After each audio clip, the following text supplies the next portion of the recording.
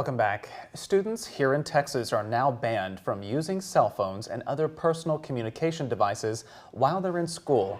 Governor Greg Abbott signed a bill into law requiring public and charter schools to come up with a policy to either store students' devices or prohibit them altogether from campus. Some opponents of this measure argued that the rules about phones should be handled at the school or the local level. However, the bill's author and some of the other supporters for this pushed it as a way to boost young Texans' mental health and eliminate a source of distraction and even anxiety or depression in the classroom. Since mental health is really so central to the arguments behind this law, we wanted to bring in an expert, Catherine Nin Emery, a licensed professional counselor with ThriveWorks in Cedar Park. And Catherine, you specialize too in children, adolescents, their coping skills, self-esteem, anxiety. You're also a former school teacher and school counselor, so you're probably the perfect person to ask about the impacts of this law. Thank you so much for joining us today. Thank you so much for having me. I really appreciate it. With all of your experience, whether it's in counseling or in the classroom, what were the biggest impacts you saw as cell phone technology became more and more central to all of our lives, but particularly kids and teens? What were some of the ways you saw that manifesting in those kids? It's a little bit of a mixed bag. There are lots of benefits to having technology in the classroom. You know, Kahoots are like a kid's favorite, kind of thing to do. But the cyberbullying could be a strong problem. And we're seeing a lot of mental health struggles related to phones these days. If you'd like me to speak on that.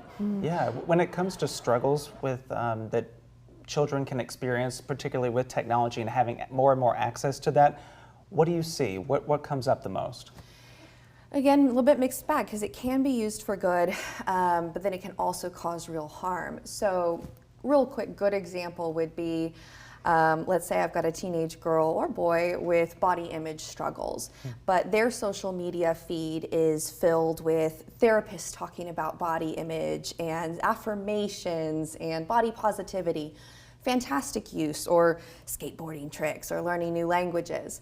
But on the other side, it often can feed into self-harm or, again, body image struggles. So you see this, men at the gym, working out, and you're comparing yourself to that, and maybe it's even AI modified, and so the mental health struggles trying to reach unrealistic ideals really cause problems. And obviously we know that this law will hopefully take some of that out of the classroom, let kids focus while they're at school. That's the goal.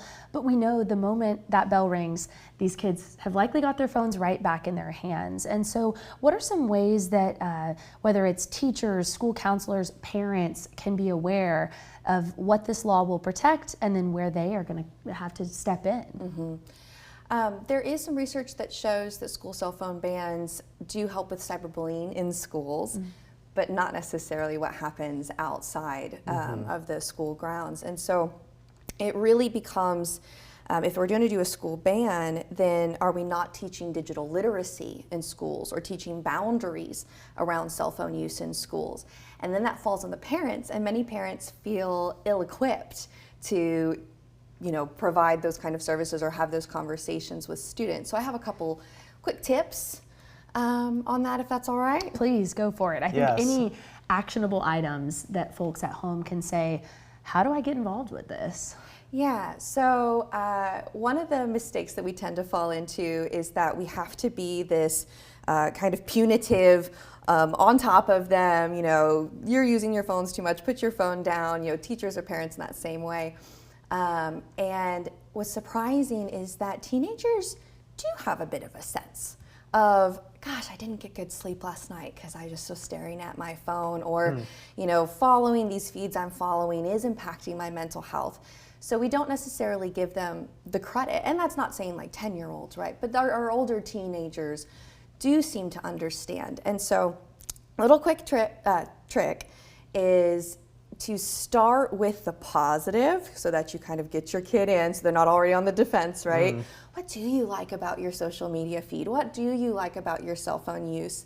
And then empathize with that, validate that, and then switch to what problems are you seeing, kiddo? Like what problems are we having? And then you can work as a team to address those issues with creativity. So it's curiosity and non-judgmental conversations about their cell phone use. I see the same thing with nicotine and cannabis addictions with kids. It's, you know what's going wrong, how are we going to work together to change our behaviors? Almost reframing it in a way to be able to do something productive. Okay, well, Catherine, we appreciate you, and I hope that a lot of people out there will take this to heart and maybe model the way for their kids as well. But thank you again for being with us. Thank you so much for having me. And we will be right back after this.